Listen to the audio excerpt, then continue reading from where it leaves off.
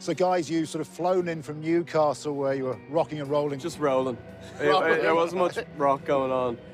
On our side of things, I'm sure Sam had a great time after, but yeah, we were supporting him in Newcastle, and two nights in a row it's a bit scary for us, but we're holding on for dear life. That small matter of 80,000 people, do the nerves jangle, or are you kind of consummate pros at this stage? The more we hear that number, yeah. Definitely, yeah.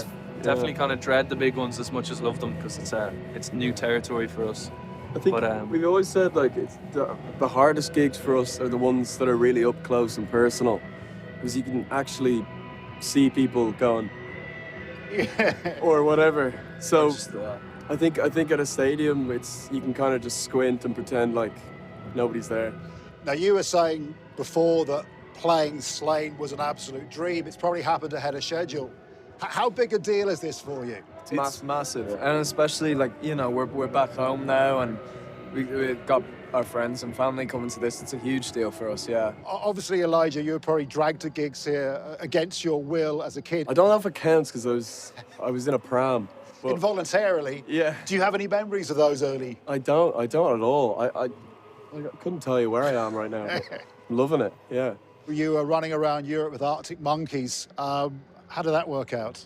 We were really, really nervous, but they kind of just took us in with open arms, and you know, we had a great time. Is it interesting as young whippersnappers to see a more seasoned band and see how they work after 20 years? For sure, especially I think it's refreshing to see a band like them that, you know, with every album that they come out, they dedicate themselves fully, like, thematically and everything, to this new era that they're entering into. You've spent a sizable chunk of the year in America. Heady days for Irish rock, not just you, but the Murder Capital and Fontaines DC. Is there competition between you? No.